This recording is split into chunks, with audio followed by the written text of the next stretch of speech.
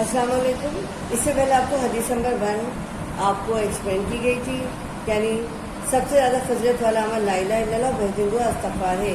اس کے بعد آپ کو دوسری حدیث نمبر 2 طلب العلم فریضۃ علی کل مسلم، یعنی علم کی طرف ہر مسلمان مرد و عورت پر فرض ہے. اب آپ کو کرائی جا رہی ہے، یعنی ریڈ کرائی جا رہی ہے اور ایکسپلین کرائی جا رہی ہے حدیث نمبر 3. حدیث نمبر 3 میں کیا ہے؟ خیرکم من تعلم القرآن وعلمہ. ترجمہ: تم میں سے بہتر وہ ہے جس نے قرآن سیکھا اور اسے دوسروں کو سکھایا. یعنی اس تشریح کے اندر کیا ہے؟ قرآن حکیم کلام الہی ہے.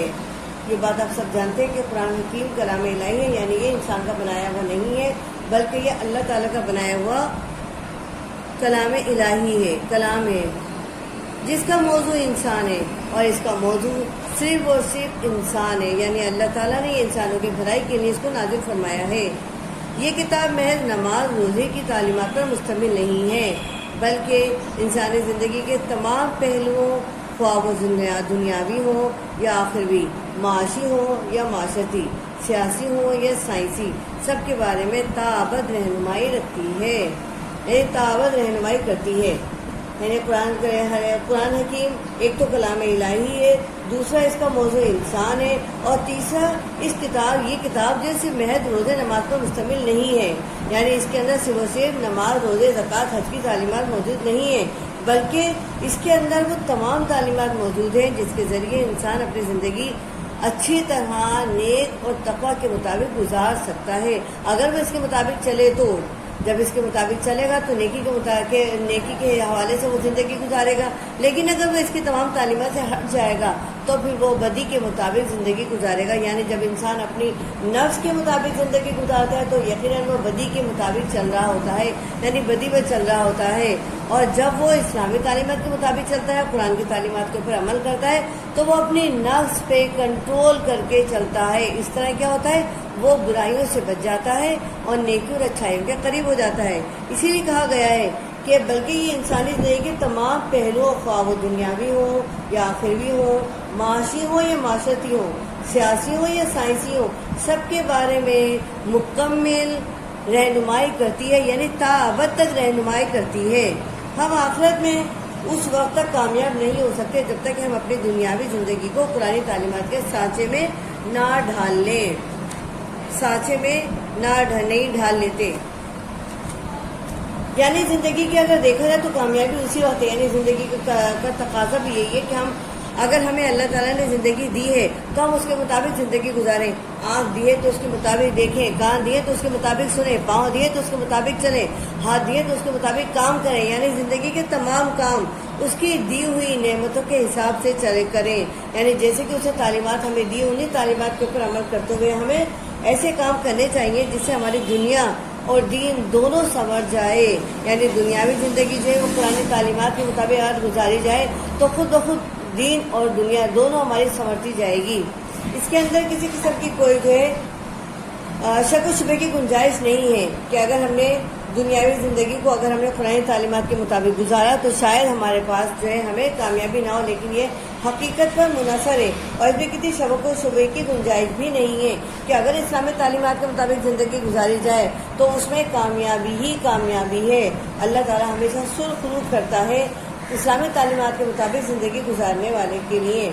اس لیے ضروری ہے کہ ہم قرآن مجید پڑھیں، سمجھیں اور عملی زندگی میں اس کی پیروی کریں، نئے دوسروں کو اس کا پیغام پہنچائیں اور اس پر عمل کرنے کی ترغیب دیں. یعنی ضروری ہے کہ ہم قرآن تعلیمات کو اس حساب سے لے کر چلیں کہ ہماری زندگی سنور جائے. حضرت صلی اللہ علیہ وسلم جو ہے اپنے آخر حجۃ الوداع کے خطبے میں ارشاد فرمایا تھا، آخری حج کے موقع پر آپ نے کیا ارشاد فرمایا؟ میں بطور خاص 2 چیزیں چھوڑتا ہوں، اگر تم نے اس کو مضبوط سے پکڑے رکھا، یعنی مضبوط پکڑ لیا تو تم گمراہ نہ ہوگے. اور وہ چیز کیا ہے؟ کتاب اللہ، یعنی قرآن کریم اور میری سنت. یعنی قرآن کریم ایک ایسی کلام الہی ہے، اللہ تعالیٰ کا ایسا کلام ہے جس پر عمل کر کے انسان کے لیے ناکامی نہیں بلکہ کامیابی ہی کامیابی ہے. اس کی زندگی سنورتی چلی جائے گی. یہ حقیقت پر مبنی کلام ہے، اس میں کسی شک و شبے کی گنجائش نہیں ہے. پھر آگے اللہ تعالیٰ بھی قرآن مجید میں ارشاد فرماتا ہے اسی سلسلے میں، بلا شبہ قرآن سب سیدھے راستے کی نشاندہی کرتا ہے، یعنی اس میں کسی شک و شبہ کی گنجائش نہیں ہے، یعنی بلا شبہ قرآن جو ہے تمام سیدھے راستے کی نشاندہی کرتا ہے۔ اسی لیے قرآن کو فضیلت حاصل ہے، یعنی قرآن کے اوپر جو کچھ بتایا گیا ہے وہ فضیلت حاصل ہے جو کسی دوسرے کلام کو حاصل نہیں ہے، یعنی کلام الہی۔ ویسے تو اللہ تعالیٰ نے 4 کتابیں نازل فرمائی ہیں، لیکن ان 4 کتابوں کے اندر جو آسمانی کتابیں ہیں ان میں سب سے بہترین جو کتاب ہے وہ قرآن مجید ہے، جو اللہ تعالیٰ کا آخری کلام ہے۔ اس کے اندر تمام کتابوں کی تمام انبیاء کرام کا ذکر موجود ہے، اور تمام جو ہے وہ باتیں اس کے اندر بتا دی گئی ہیں جس میں اندر اگر ہم عمل کریں تو کامیابی ہی کامیابی ہے، فلاح ہی فلاح ہے انسان کے لیے۔ اس کے لیے ایسے راستے متعین کر دیے گئے ہیں جس پر اگر چلے تو برائی اس کے قریب بھی نہیں آئے گی۔ اس لیے کہا جاتا ہے جب انسان چلے تو خاردار جھاڑیوں کے قریب ہو کر نہ چلے۔ اگر ہم برائی کے قریب چلیں گے یا خاردار جھاڑیوں کے قریب ہوتے ہوئے چلیں گے تو یقیناً ہمارے کپڑے تار تار ہو جائیں گے۔ یقیناً برائی کے اگر ہم برے لوگوں کے ساتھ بیٹھیں گے، برائی کے کام کریں گے، چاہے ہمارے دل میں کتنی اچھائی ہو، کتنی نیکی ہو، لیکن ہم برائی کے قریب ہوتے چلے جائیں گے تو ایک دن ایسا آئے گا کہ ہم برائی کے گڑھے میں ضرور داخل ہو جائیں گے یا گر جائیں گے، اور پھر ہمیں کوئی بچانے والا نہیں ہوگا۔ لہذا کوشش یہ کرنی چاہیے کہ انسان کو اچھائی کے قریب چلے، اچھائی کے کام کرے اور کلام الہی پر عمل کرتے ہوئے اپنی زندگی گزارے۔ اسی میں انسان کی کامیابی اور فلاح کا راز ہے۔ حدیث نمبر 3 آپ کی کمپلیٹ ہو گئی ہے۔ اچھی طرح اس کو سمجھیے اور اس ترجمے کے مطابق عمل کرتے ہوئے کلام الہی پر عمل کرتے ہوئے اپنی زندگی کو گزاریے۔ اللہ تعالیٰ ہماری زندگیوں کو نیکی اور اچھائی کے قریب دے دے اور کلام الہی پر عمل کرنے کی توفیق عطا فرمائے، آمین۔ السلام علیکم۔ حدیث نمبر 4 آپ کے پاس شروع ہوتی ہے۔ حدیث نمبر 4 کے اندر آپ کے پاس ہے من صلی علی مرتن فتح اللہ لہ بابا من العافیات۔ ترجمہ ہے جس نے مجھ پر ایک مرتبہ درود بھیجا اللہ نے اس کے لیے عافیت کا ایک دروازہ کھول لیا۔ آپ تیاری کرتے وقت آیت مبارک جو عربی جو ہے آپ کی حدیث مبارکہ جو ہے اس کو ضرور یاد کرنے کی کوشش کیجیے۔ جب آپ اس کو تقریباً 5 ٹائم بھی اگر پڑھ لیں گے تو آپ کو خود بخود یہ یاد ہوتی چلی جائے گی۔ یعنی یہ اگر دیکھا جائے تو یاد کرنے کا ایک ایسا فارمولہ ہے جس میں محنت بھی نہیں ہوتی اور تیاری بھی اچھی ہو جاتی ہے۔ ترجمہ ہے جس نے مجھ پر ایک مرتبہ درود بھیجا اللہ نے اس کے لیے عافیت کا ایک دروازہ کھول دیا۔ تشریح ہے نبی کریم صلی اللہ علیہ وسلم محسن انسانیت ہے، یہ بات حقیقت پر مبنی ہے اور ہم سب اس بات کو جانتے ہیں کہ آپ کو اللہ تعالیٰ نے رحمت للعالمین یعنی محسن انسانیت بنا کر بھیجا ہے۔ آپ صلی اللہ علیہ وسلم نے بنے ہوئے انسان کو دنیا اور آخرت میں کامیابی کا راستہ دکھایا، اپنی زندگی اور عمل سے ہمارے لیے اسوہ حسنہ پیش کیا۔ یعنی آپ صلی اللہ علیہ وسلم نے اگر انسانوں کے لیے اگر دنیا کے اندر کے زندگی کیسے گزاری جائے تو آپ نے زندگی گزار کر دکھائی۔ سیاست کیسے کرنی ہے، سیاست کر کے دکھائی۔ ریاست کو کیسے چلانا ہے، ریاست چلا کر دکھایا۔ معاشی طور پر زندگی کیسے گزارنی ہے، معاشی طور پر زندگی گزار کے دکھائی۔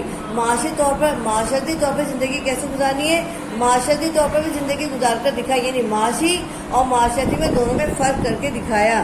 نیکی کیسے کرنی ہے، عمل کیسا کرنا ہے، نماز کیسے پڑھنی ہے، تمام چیزیں جو ہیں آپ صلی اللہ علیہ وسلم نے ان کے اوپر زندگی جو ہے گزار کر اور عمل سے ہمیں ثابت کر دیا کہ اس طرح زندگی گزاری جائے، اسی طرح زندگی گزارنے میں ہی فلاح و کامیابی ہے۔ انسان کو حضرت صلی اللہ علیہ وسلم کے احسانات کا تقاضا یہ ہے ہر چیز سے بڑھ کر آپ صلی اللہ علیہ وسلم سے محبت کی جائے۔ اس کی عملی شکل یہ ہے کہ آپ صلی اللہ علیہ وسلم کی تعلیمات پر عمل کیا جائے اور محبت و عقیدت کے اظہار کے طور پر آپ صلی اللہ علیہ وسلم پر درود و سلام بھیجا جائے۔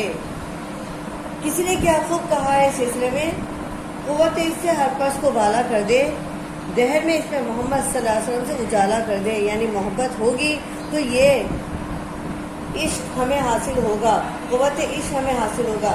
اگر ہمیں محبت ہی نہیں ہوگی حضرت صلی اللہ علیہ وسلم کی تعلیمات سے، حضرت صلی اللہ علیہ وسلم سے، تو ہمیں عشق نبوی بھی حاصل نہیں ہوگا۔ اس کے لیے ضروری ہے کہ آپ صلی اللہ علیہ وسلم سے محبت کی جائے، اور محبت کا تقاضا یہ ہے کہ ان کے بتائے ہوئے راستے پر چلا جائے، اسوہ حسنہ کو اختیار کیا جائے۔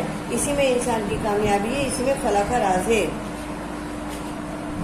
کہتے ہیں عمل سے زندگی بنتی ہے، جنت بھی اور جہنم بھی، یہ خاک کی اپنی فطرت میں نہ نوری ہے نہ ناری ہے، یعنی ہم جیسی زندگی گزاریں گے، جیسا عمل کریں گے، ویسی زندگی ہماری بنے گی، اسی زندگی سے ہماری کامیابی جو ہے وابستہ ہے۔ اگر ہم بدی کے مطابق زندگی گزاریں گے تو ہماری زندگی میں کامیابی نہیں ہے بلکہ ناکامی ہی ناکامی ہے، لیکن اگر محبت الہی کے مطابق اور محبت رسول کے مطابق زندگی گزاری جائے، اسوہ حسنہ پر عمل کرتے ہوئے زندگی گزاری جائے، تو اس کا نتیجہ آخر کار صرف اور صرف کامیابی و فلاح ہے۔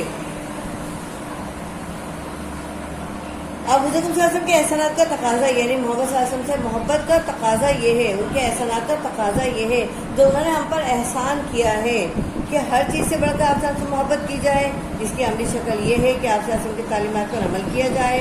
محبت و عقیدت کے اظہار کے طور پر آپ صلی اللہ علیہ وسلم پر درود و سلام بھیجا جائے، یہ سب سے بڑی جو ہے ایک محبت کا اظہار ہے۔ کہتے ہیں کہ خاص طور پر جو ہے جمعے کے دن حضرت صلی اللہ علیہ وسلم پر جو ہے خاص طور پر درود و سلام بھیجنا چاہیے، اور بھیجا، اور ہمیں اللہ تعالیٰ جو ہے اس بات کی توفیق بھی دے کہ ہم حضرت صلی اللہ علیہ وسلم پر جو ہے اپنے محبت کا اظہار کرتے ہوئے ان کے لیے درود و سلام جو ہے پڑھیں، اور اللہ تعالیٰ ہمیں ہدایت دے اور ہمیں توفیق دے کہ ہم خود سے ہمارے دل کے اندر اتنی محبت پیدا ہو جائے حضرت صلی اللہ علیہ وسلم سے، سنت نبی پر عمل کرتے ہوئے ہم درود و سلام کو اپنی زندگی کا روزمرہ کے حوالے سے شعار بنا لیں۔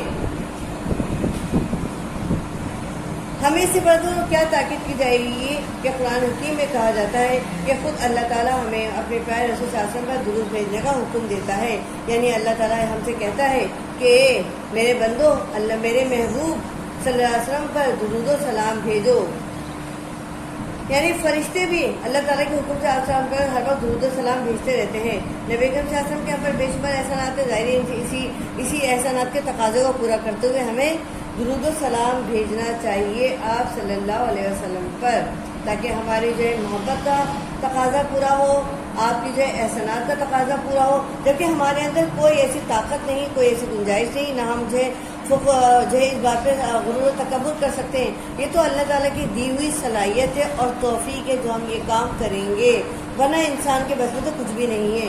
انسان تو ایک خطا کا پتلا ہے جو ذرا ذرا سے قدم پر صرف اور صرف غلطیوں کا ارتکاب کرتا چلا جاتا ہے۔ اگر ہمیں اللہ تعالیٰ توفیق دے تو ہم حضرت صلی اللہ علیہ وسلم کے اوپر درود و سلام کے تحفے بھیجیں، آمین۔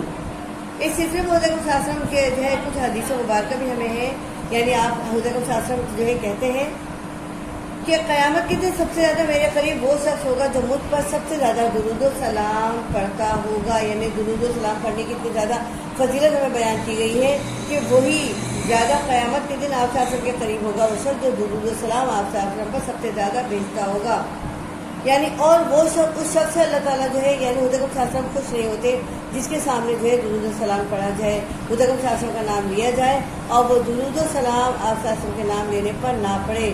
یہ بات نہ تو بہترین، نہ تو جو ہے اللہ تعالیٰ کو پسند ہے اور نہ رسول اکرم صلی اللہ علیہ وسلم کو پسند ہے۔ قرآن حکیم میں بھی سورہ احزاب میں اللہ تعالیٰ ارشاد فرماتا ہے، بے شک اللہ اور اس کے فرشتے نبی صلی اللہ علیہ وسلم پر درود بھیجتے ہیں، اے ایمان والو تم بھی ان پر درود و سلام بھیجا کرو، یعنی اللہ تعالیٰ ہمیں قرآن حکیم کے اندر خود سے اس بات کی تعلیم دے رہا ہے، ترغیب دے رہا ہے، حکم دے رہا ہے کہ اے لوگوں، اے مومنوں، اے اللہ کے بندوں، جب اللہ کے فرشتے درود و سلام بھیجتے ہیں محبوب رسول پر تو پھر اے ایمان والوں تم پر بھی لازم ہو گیا ہے کہ تم بھی محمد صلی اللہ علیہ وسلم کے اوپر درود و سلام بھیجا کرو۔ اس سے ظاہر ہوتا ہے کہ حضرت صلی اللہ علیہ وسلم پر درود و سلام بھیجنے کی ہمیں اللہ کی طرف سے بھی تاکید کی گئی ہے۔ جب اللہ کی طرف سے تاکید کی گئی ہے تو اس میں تو کسی شک و شبہ کی گنجائش ہی نہیں رہتی، یعنی ہمیں پھر ہر حال میں دن میں کوشش کرنی چاہیے کہ آپ صلی اللہ علیہ وسلم کے اوپر درود و سلام بھیجیں، جس طرح ہمیں نماز کی پابندی کرنی ہے اسی طرح درود و سلام پڑھنے کی اور آپ صلی اللہ علیہ وسلم کے اوپر بھیجنے کی بھی ہمیں کوشش کرنی چاہیے، پابندی کرنی چاہیے۔ درود بھیجنے کا صلہ نبی صلی اللہ علیہ وسلم نے خود اس حدیث میں ارشاد فرمایا دیا ہے کہ مجھ پر ایک مرتبہ درود بھیجنے کے بدلے میں اللہ تعالیٰ اس شخص کے لیے عافیت کا ایک دروازہ کھول دیتا ہے، یعنی کتنی بڑی جو ہے سعادت ہے، اللہ تعالیٰ کے ہم پر مہربانی ہے، رحمت ہے، فضل و کرم ہے کہ ہم ایک مرتبہ اگر درود بھیجیں گے تو اللہ تعالیٰ دیکھیں اس شخص کے لیے عافیت کا ایک دروازہ کھول دیتا ہے، اور عافیت کا دروازہ کھل جائے تو انسان کی زندگی کامیاب ہو جاتی ہے، اس کے تمام گناہ بخش دیے جاتے ہیں، وہ کامیابی کے قریب ہو جاتا ہے، فلاح و کامیابی اس کا نصیب میں لکھ دی جاتی ہے، مقدر بن جاتی ہے۔ اور یہی ہماری جو ہے زندگی کو کامیاب بنانے والی ہے سب سے بڑی اور آسان چیز ہے کہ ہم اللہ تعالیٰ کے حکم پر عمل کرتے ہوئے حضور صلی اللہ علیہ وسلم کے اوپر درود و سلام بھیجیں، کیونکہ اللہ کے فرشتے بھی حضور صلی اللہ علیہ وسلم کے اوپر درود و سلام بھیجنے میں دن رات لگے رہتے ہیں۔ جس طرح اللہ تعالیٰ کی عبادت کرتے رہتے ہیں، اسی طرح حضور صلی اللہ علیہ وسلم کے اوپر درود و سلام بھی بھیجتے رہتے ہیں۔ اللہ تعالیٰ ہمیں اس بات کی توفیق دے کہ ہم دنیا میں کے اندر جب تک ہماری زندگی موجود ہے، ہماری سانسیں چل رہی ہیں، ہم اللہ تعالیٰ کی عبادت کا حق بھی ادا کرتے رہیں اور حضور صلی اللہ علیہ وسلم کے اوپر درود و سلام بھی بھیجتے رہیں، تاکہ ہماری زندگی کامیاب و کامران ہو جائے۔